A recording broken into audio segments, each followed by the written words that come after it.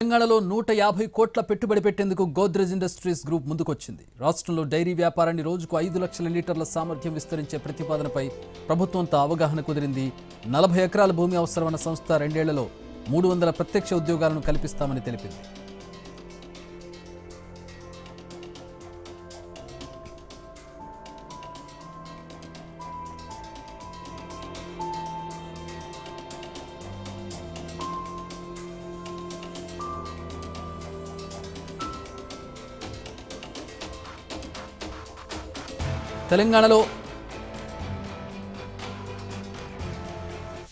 తెలంగాణలో అత్యాధునిక food and agriculture తయారీ కేంద్రం అభివృద్ధి చేయాలన్న ప్రతిపాదనపై ఫెర్టిస్ ఇండియా ప్రైవేట్ లిమిటెడ్ ప్రభుత్వంతో ఒప్పందం కుదుర్చుకుంది. 2000 కోట్ల పెట్టుబడి పెడతామని తెలిపింది.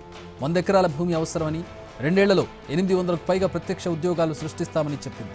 రాష్ట్రంలో సుస్థిర వ్యవసాయం కోసం ప్రత్యేక పంట పోషణ, బయో ఉద్దీపనలతో పాటు జీవశాస్త్రాల కోసం 200 కోట్ల ప్రాజెక్టును కూడా ప్రతిపాదిస్తోంది.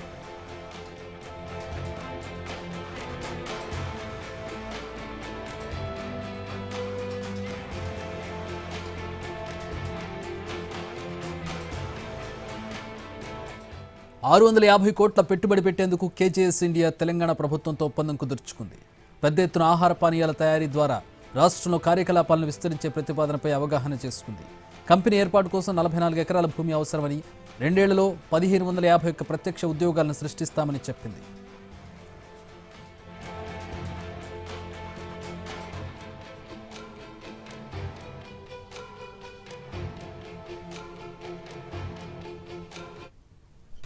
$1,100 కోట్ల పెట్టుబడితో ఎగుమతి ఆధారిత premium freeze dried coffee plant ఏర్పాటు కోసం రాష్ట్ర ప్రభుత్వంతో ఒప్పందం కుదుర్చుకుంది.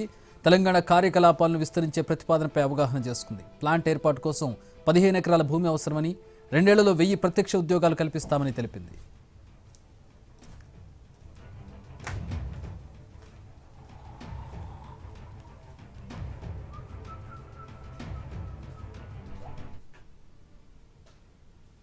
సీఎం రేవంత్ రెడ్డిని ఫార్మా కంపెనీల ప్రతినిధులు కలిశారు.